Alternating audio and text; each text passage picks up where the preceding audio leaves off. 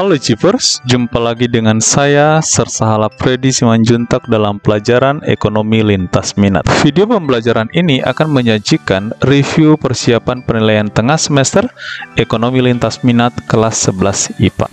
Review ini berisi soal dan pembahasan yang sudah tersajikan sebagai bahan kalian untuk menghadapi penilaian tengah semester. Soal yang pertama, jelaskan fungsi APBN. Adapun fungsi APBN adalah A. Fungsi alokasi.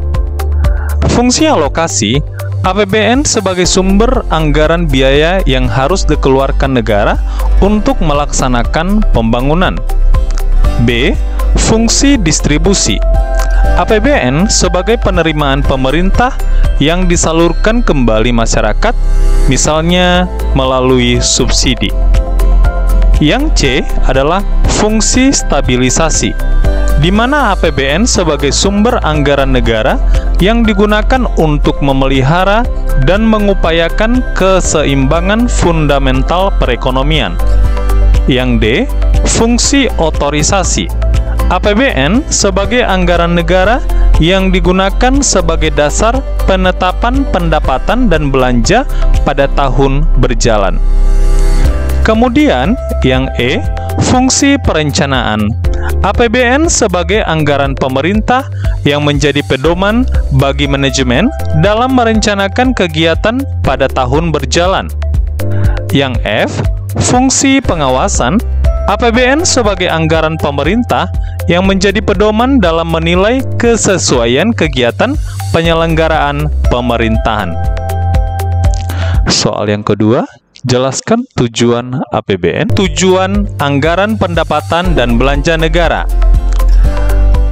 Yang pertama, memenuhi kebutuhan penyelenggaraan pemerintahan dan kemampuan menghimpun pendapatan negara dalam rangka mewujudkan perekonomian nasional berdasarkan demokrasi ekonomi dengan prinsip kebersamaan, berkeadilan, efisiensi, berkelanjutan, berwawasan lingkungan, dan kemandirian guna mencapai Indonesia yang aman, adil, damai, dan demokratis.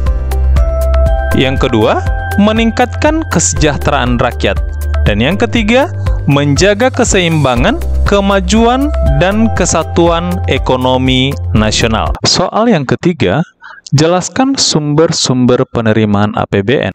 Sumber-sumber pendapatan negara, yang pertama, pajak dan retribusi.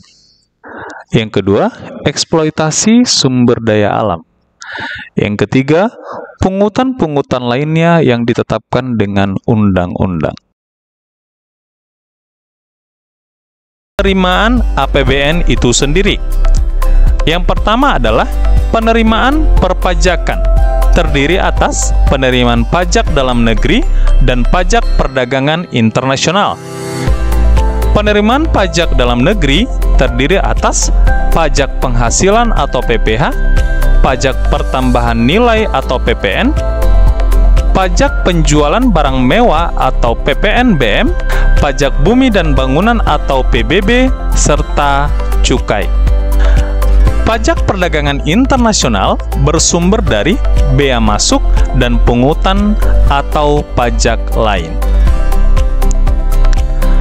Yang kedua, penerimaan negara bukan pajak atau PNBP meliputi pengelolaan sumber daya alam, bagian pemerintah atas laba BUMN, dan pendapatan Badan Layanan Umum atau disebut sebagai BLU. Yang ketiga, hibah meliputi pemberian barang atau jasa dari pihak lain. Soal yang keempat, jelaskan jenis-jenis pengeluaran negara. Klasifikasi anggaran terdiri atas: yang pertama adalah belanja pegawai. Belanja pegawai adalah kompensasi, baik dalam bentuk uang maupun barang, yang diberikan kepada pegawai pemerintah. Contoh, gaji, tunjangan, dan honorarium. Yang kedua adalah belanja barang. Belanja barang adalah pengeluaran untuk pembelian barang dan jasa yang habis pakai untuk memproduksi barang atau jasa yang dipasarkan maupun yang tidak dipasarkan, serta pengadaan barang yang dimaksudkan untuk diserahkan atau dijual kepada masyarakat di luar kriteria belanja bantuan sosial serta belanja perjalanan.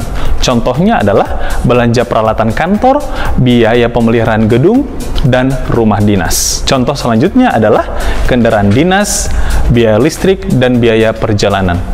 Yang ketiga adalah belanja modal.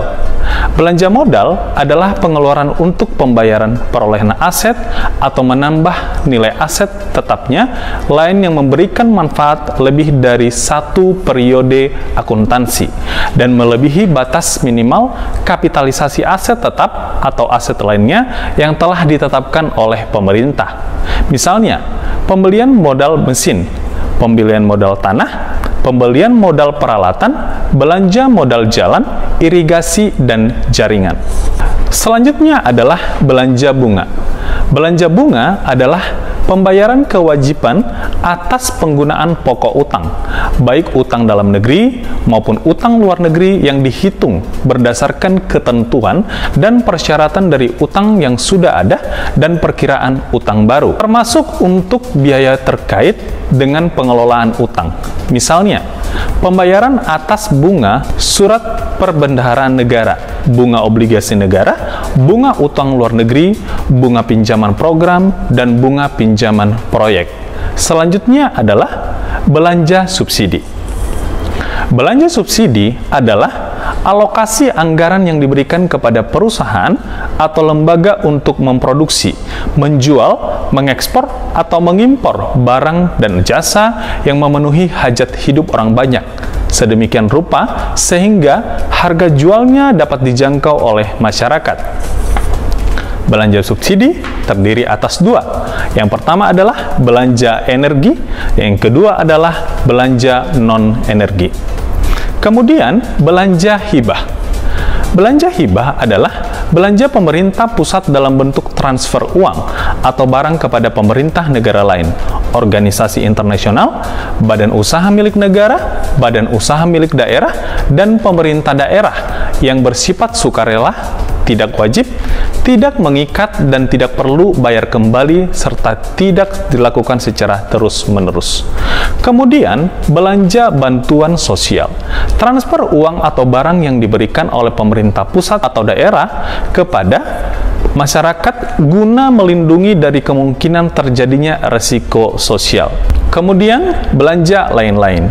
Belanja lain-lain adalah pengeluaran negara untuk pembayaran atas kewajiban pemerintah yang tidak masuk dalam kategori belanja pegawai, belanja barang, belanja modal, bunga utang, belanja subsidi, belanja hibah, belanja bantuan sosial, serta belanja yang bersifat mendesak dan tidak dapat diprediksi sebelumnya.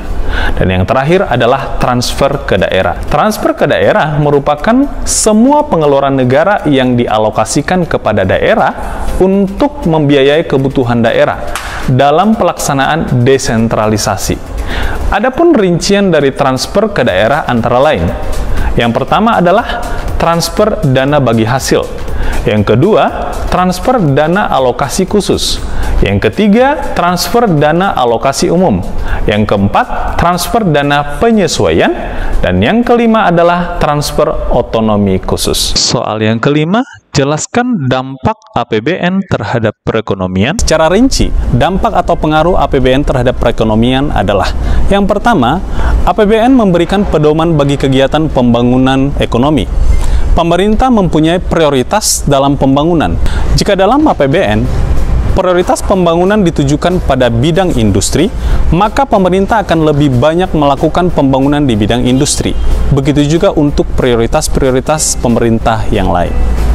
Yang kedua adalah APBN dapat digunakan sebagai alat perbaikan perekonomian. Apabila negara mengalami gejala ekonomi yang buruk, APBN dapat digunakan sebagai alat untuk memperbaiki perekonomian. Contohnya, menurunnya harga BBM merupakan pertanda buruk bagi perekonomian yang ada di Indonesia. Untuk itu, pemerintah akan memperbaiki keadaan perekonomian tersebut dengan adanya penyusunan APBN selanjutnya. Bagaimana cara pemerintah untuk menyusun APBN selanjutnya? Yaitu dengan meningkatkan penerimaan dari sektor non-migas. Misalnya meningkatkan penerimaan sektor pajak. Pajak menjadi sektor andalan bagi Indonesia. Secara umum, penerimaan Indonesia dari sektor pajak adalah sekitar 70%. Yang ketiga adalah APBN dapat mempengaruhi perubahan harga secara keseluruhan. Jika dalam penyusunan APBN, pemerintah menurunkan atau menghilangkan subsidi BBM, berarti harga BBM akan naik. Kenaikan harga BBM akan mempengaruhi kenaikan harga barang jasa yang lain, sehingga harga barang-barang yang dibutuhkan oleh masyarakat itu akan semakin banyak. Nah, itu berarti APBN dapat mempengaruhi perubahan harga secara keseluruhan. Dan yang keempat adalah APBN dapat mempengaruhi tingkat produktivitas perusahaan. Untuk meningkatkan penerimaan negara, pemerintah menaikkan tarif pajak ekspor. Kenaikan tersebut akan mempengaruhi sikap para eksportir. Jika tarif pajak ekspor dianggap terlalu tinggi, maka bisa menurunkan produktivitas para eksportir. Akibatnya, jumlah ekspor menjadi menurun. Sebaliknya, jika pemerintah menurunkan tarif pajak ekspor, maka eksportir justru akan lebih meningkatkan penjualannya ke luar negeri. Soal yang keenam, jelaskan fungsi APBD. Achievers, jika kita melihat fungsi daripada APBD adalah yang pertama, fungsi otorisasi.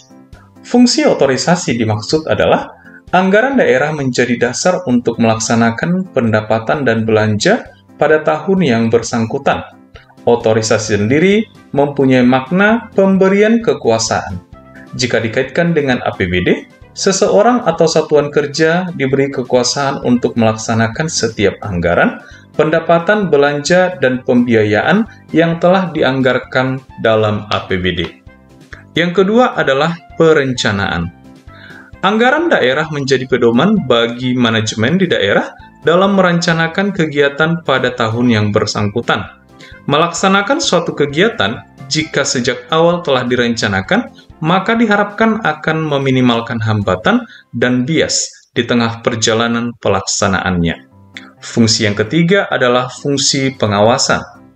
Anggaran daerah menjadi pedoman untuk menilai apakah kegiatan penyelenggaraan pemerintah daerah sesuai dengan ketentuan yang telah ditetapkan. Dokumen Perda tentang APBD memuat program dan kegiatan yang dilaksanakan dalam satu tahun anggaran. Fungsi yang selanjutnya adalah alokasi. Anggaran daerah harus diarahkan untuk menciptakan lapangan kerja, mengurangi pengangguran dan pemborosan sumber daya, serta meningkatkan efisiensi dan efektivitas perekonomian. Fungsi selanjutnya adalah fungsi distribusi. Kebijakan anggaran daerah harus memperhatikan rasa keadilan dan kepatutan. Dalam kaitan ini, sering terdengar istilah yang dilontarkan para pakar maupun orang awam bahwa APBD adalah uang rakyat.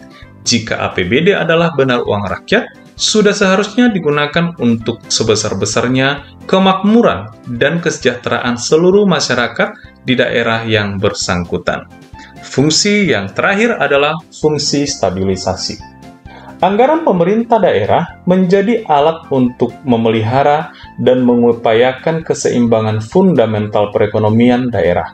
Dengan fungsi stabilisasi ini, APBD sejatinya dapat digunakan untuk menciptakan stabilitas ekonomi pada tingkat lokal. 7. Jelaskan sumber-sumber penerimaan daerah. Sumber-sumber PAD itu sendiri. Yang pertama adalah pajak daerah. Pajak daerah adalah iuran wajib yang dilakukan oleh orang pribadi atau badan kepada daerah tanpa imbalan langsung yang seimbang, yang dapat dipaksakan berdasarkan peraturan perundangan yang berlaku, yang digunakan untuk membiayai penyelenggaraan pemerintah daerah dan pembangunan daerah. Jenis pajak daerah ada dua. Yang pertama, pajak daerah yang dipungut oleh provinsi, seperti pajak kendaraan bermotor, kendaraan di atas air, bea balik nama kendaraan bermotor, dan kendaraan di atas air. Pajak bahan bakar kendaraan bermotor, pajak pengambilan dan pemanfaatan air bawah tanah dan air permukaan. Jenis pajak yang kedua adalah pajak daerah yang dipungut oleh kabupaten kota, meliputi pajak hotel, pajak restoran, pajak hiburan, pajak reklame, pajak penerangan jalan, pajak pengambilan bahan galian golongan C, dan pajak parkir. Sumber penerimaan PAD yang kedua adalah retribusi daerah. Retribusi daerah adalah pungutan pemerintah daerah kepada orang atau badan berdasarkan norma-norma yang ditetapkan. Retribusi daerah digolongkan menjadi 3. Yang pertama, retribusi jasa umum adalah retribusi atas jasa yang disediakan oleh pemerintah daerah untuk tujuan kepentingan dan kemanfaatan umum, serta dapat dinikmati oleh orang pribadi atau badan. Contohnya, retribusi pelayanan kesehatan, retribusi pelayanan persampahan dan kebersihan, retribusi penggantian biaya cetak KTP dan akta catatan sipil, retribusi pelayanan pemakaman dan penggabungan mayat, retribusi parkir di tepi jalan umum. Retribusi yang kedua adalah retribusi jasa usaha, merupakan retribusi atas jasa yang disediakan oleh pemerintah daerah dengan menganut prinsip komersil, karena pada dasarnya dapat pula disediakan oleh sektor swasta. Contohnya, retribusi pemakaian kekayaan daerah, retribusi pasar grosir dan pertokoan, retribusi tempat pelelangan, retribusi terminal, retribusi tempat khusus parkir, dan retribusi tempat penginapan.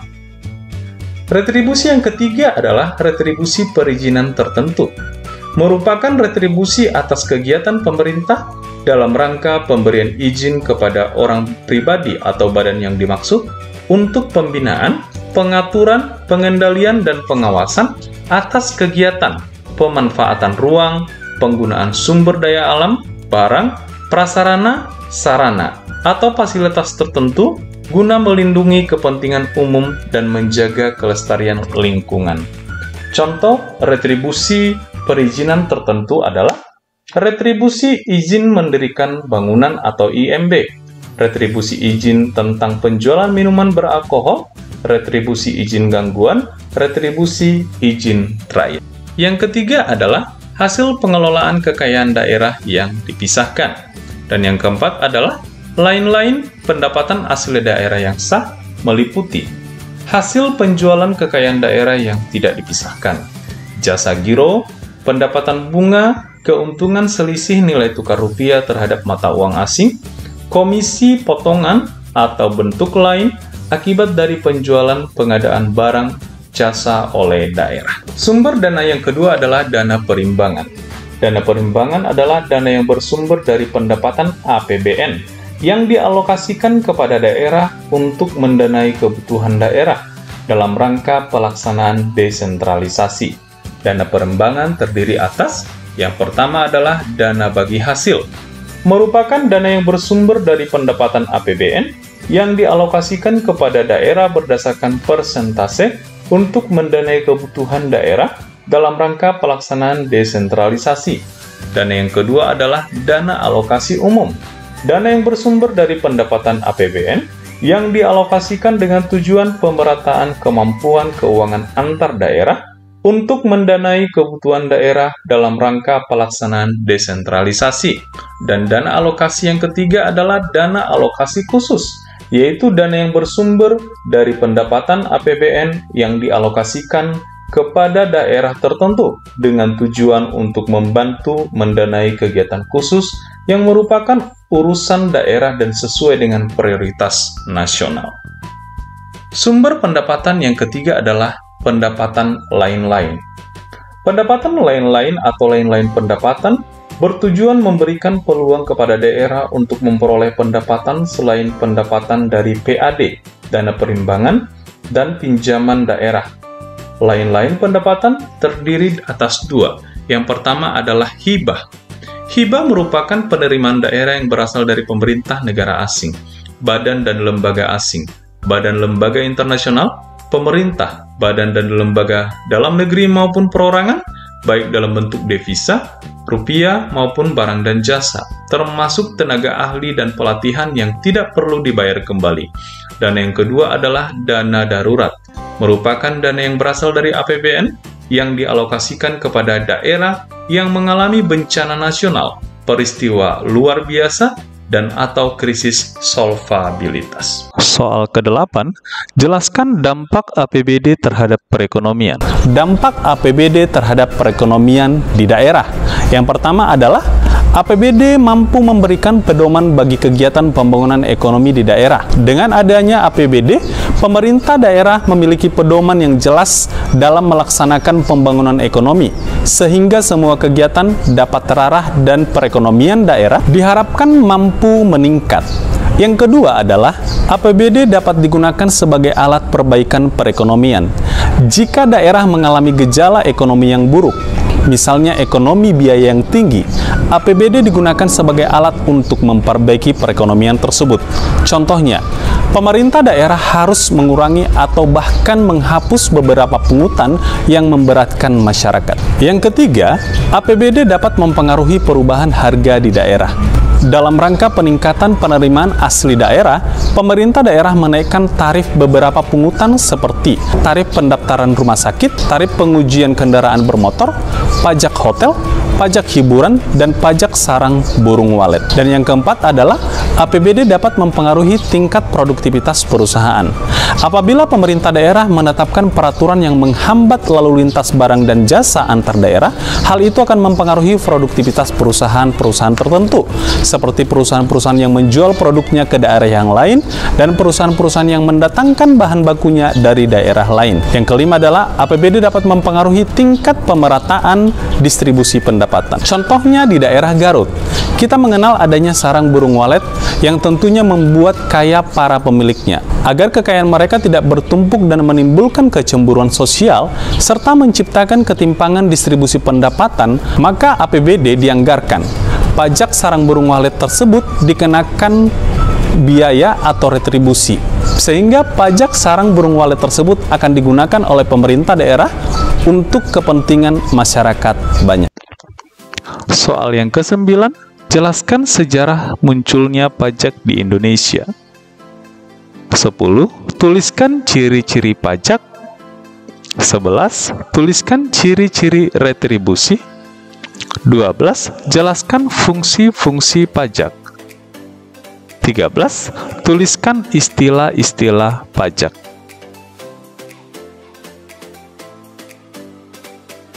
Baik, kita akan bahas satu persatu, mulai dari sejarah munculnya pajak. Pajak mulai muncul pada saat penerapan sistem penyerahan wajib oleh VOC. Kerajaan-kerajaan diharuskan menyerahkan hasil bumi seperti beras, lada, kopi, rempah-rempah, dan juga kayu jati. Penerapan pajak di Indonesia. Yang pertama, Herman William Daendels mengatur pemerintahan dengan mengeluarkan berbagai kebijakan Continental-stelsel. Yang kedua, Thomas Stanford Raffles menerapkan pajak berupa sewa tanah. Yang ketiga, Van den Bosch memperkenalkan dan melaksanakan tanam paksa. Kita akan melihat ciri-ciri pajak. Yang pertama, pajak merupakan iuran wajib sehingga dapat dipaksakan. Pemungutan pajak dilakukan berdasarkan undang-undang oleh pemerintah pusat. Wajib pajak tidak mendapatkan balas jasa secara langsung. Pajak digunakan untuk kepentingan umum, dan pajak merupakan sumber pendapatan pemerintah yang terbesar. Kemudian kita akan melihat ciri-ciri retribusi. Retribusi merupakan keputusan dari pemerintah daerah.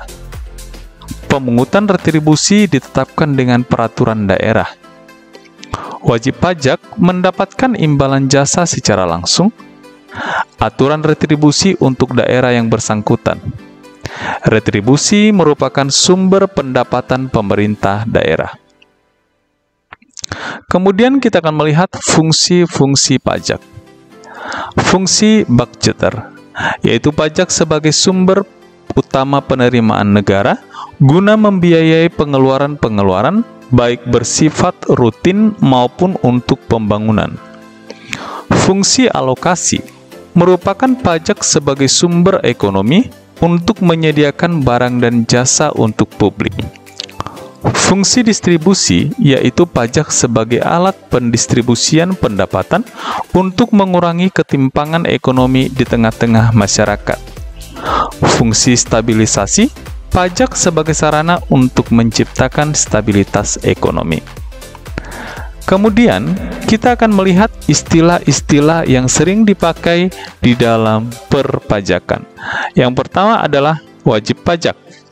Wajib pajak adalah orang pribadi atau badan meliputi pembayar pajak, pemotong pajak, serta pemungut pajak yang mempunyai hak dan kewajiban perpajakan sesuai dengan ketentuan peraturan perundang-undangan perpajakan. Kemudian, badan. Badan sekumpulan orang atau modal yang merupakan kesatuan, baik melakukan usaha maupun yang tidak melakukan usaha. NPWP atau sering disebut sebagai nomor pokok wajib pajak. Nomor yang diberikan kepada wajib pajak sebagai sarana dalam administrasi perpajakan yang dipergunakan sebagai tanda pengenal diri atau identitas wajib pajak dalam melaksanakan hak dan kewajiban perpajakannya. Yang keempat adalah tahun pajak. Jangka waktu 1 tahun kalender kecuali bila wajib pajak menggunakan tahun buku yang tidak sama dengan tahun kalender. Bagian tahun pajak merupakan bagian dari jangka waktu 1 tahun. SPT atau surat pemberitahuan tahunan merupakan surat pemberitahuan untuk suatu tahun pajak atau bagian tahun pajak. Surat setoran pajak merupakan bukti pembayaran atau penyetoran pajak yang telah dilakukan dengan menggunakan formulir atau telah dilakukan dengan cara lain ke kas negara melalui tempat pembayaran yang ditunjuk oleh Menteri Keuangan. Surat ketetapan pajak merupakan surat ketetapan yang meliputi surat ketetapan pajak kurang bayar, surat ketetapan pajak kurang bayar tambahan, surat ketetapan pajak nihil atau surat ketetapan pajak lebih bayar.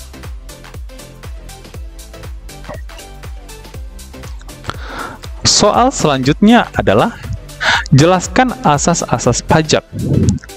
15. Tuliskan jenis-jenis pungutan resmi lainnya. 16. Jelaskan jenis-jenis pajak. 17. Jelaskan jenis-jenis sistem pemungutan pajak di Indonesia. 18. Jelaskan prosedur administrasi perpajakan di Indonesia. Baik, kita akan bahas satu persatu. Asas-asas pajak ada 3. Yang pertama, asas domisili, yaitu cara pemungutan pajak yang dilakukan oleh negara didasarkan pada domisili wajib pajak. Yang kedua adalah asas sumber, yaitu cara pemungutan pajak yang didasarkan pada sumber pendapatannya tanpa melihat tempat tinggal. Yang ketiga, asas kebangsaan, yaitu cara pemungutan pajak yang tidak tergantung kepada kebangsaan wajib pajak. Setiap orang asing yang bertempat tinggal di Indonesia wajib untuk membayar pajak. Kemudian kita akan membahas jenis-jenis pungutan resmi lainnya. Yang pertama, retribusi. Merupakan pungutan daerah sebagai pembayaran atas jasa yang disediakan oleh pemerintah daerah untuk masyarakat. Cukai merupakan pungutan negara yang dikenakan terhadap barang-barang tertentu. Karakteristik barang yang dikenakan adalah barang yang memiliki ketentuan seperti konsumsi yang perlu dikendalikan, peredarannya diawasi, pemakaiannya dapat menimbulkan dampak negatif. Kemudian, bea materai merupakan pajak yang dikenakan terhadap dokumen yang menurut Undang-Undang Bea Materai menjadi objek bea materai. Kemudian, bea ekspor merupakan pungutan kepada eksportir yang akan mengekspor barang dagangannya ke luar negeri. Di samping itu ada bea impor, merupakan pungutan kepada importir saat mengimpor barang dari luar negeri. Dan sumbangan wajib merupakan pungutan yang dilakukan pemerintah kepada segolongan orang tertentu dan hasilnya untuk kas negara. Jenis-jenis pajak Yang pertama, berdasarkan sistem pemungutannya. Pajak langsung terdiri dari PPh, PBB, PKB, pajak atas bunga dan dividen. Pajak tidak langsung seperti PPN, bea materai, dan bea lelang. Berdasarkan lembaga pemungutannya, ada pajak negara. Contohnya PPh, PPN, PBB, pajak ekspor dan bea materai. Pajak daerah berupa pajak pertunjukan, pajak reklame, PKB, dan bea balik nama. Berdasarkan sifatnya, ada pajak subjektif, merupakan pajak yang memperhatikan kondisi wajib pajak. Pajak objektif, seperti PPN dan PPNBM. Kita akan melihat sistem pemungutan pajak di Indonesia. Yang pertama, Official Assessment System, merupakan sistem pemungutan pajak yang memberi wewenang kepada pemerintah untuk menentukan besarnya pajak yang terutang oleh wajib pajak. Yang kedua, Self-Assessment System, merupakan sistem pemungutan pajak yang memberi wewenang kepada wajib pajak untuk menentukan sendiri besarnya pajak yang terutang. Wajib pajak harus aktif menghitung, menyetor, dan melaporkan kepada KPP. Yang ketiga, Withholding System, merupakan suatu cara pemungutan pajak di mana perhitungan besarnya pajak yang terutang oleh wajib pajak dilakukan oleh pihak ketiga. Dan yang terakhir, kita akan membahas tentang alur administrasi perpajakan di Indonesia. Yang pertama adalah SPT atau Surat Pemberitahuan. Merupakan surat yang oleh wajib pajak digunakan untuk melaporkan perhitungan atau pembayaran pajak, objek pajak dan bukan objek pajak, dan harta dan kewajiban sesuai dengan ketentuan dalam peraturan perpajakan. Pemeriksaan pajak merupakan serangkaian kegiatan menghimpun dan mengolah data, keterangan dan bukti yang dilaksanakan secara objektif dan profesional berdasarkan suatu standar pemeriksaan untuk menguji kepatutan pemenuhan kewajiban perpajakan. SKP atau Surat Ketetapan Pajak, sebatas kepada wajib pajak tertentu yang disebabkan oleh kesalahan dalam pengisian SPT atau karena ditemukan data fiskal tidak dilaporkan oleh wajib pajak. Restitusi merupakan pengembalian kelebihan pembayaran pajak yang terjadi apabila jumlah kredit pajak atau jumlah yang dibayarkan lebih besar daripada jumlah pajak yang terutang. Keberatan dalam pelaksanaan ketentuan peraturan perundang-undangan perpajakan, wajib pajak merasa kurang dan tidak puas atas suatu ketetapan pajak dikenakan kepadanya. Banding merupakan upaya hukum apabila keputusan keberatan, pengurangan dan penghapusan sanksi administrasi serta pengurangan atau pembatalan masih belum dapat diterima oleh wajib pajak. Peninjauan kembali merupakan pihak yang bersangkutan yang belum puas dengan putusan pengadilan pajak. Pihak yang bersengketa dapat mengajukan peninjauan kembali ke Mahkamah Agung melalui pengadilan pajak dan hanya dapat dilakukan sekali saja. Tindakan penagihan apabila utang pajak sampai dengan tanggal jatuh tempo pembayaran yang belum dilunasi. Achievers, demikian video pembelajaran yang boleh Sir sajikan pada saat ini. Selamat mempersiapkan diri, semoga memperoleh nilai yang terbaik dan sampai ketemu minggu depan. Terima kasih.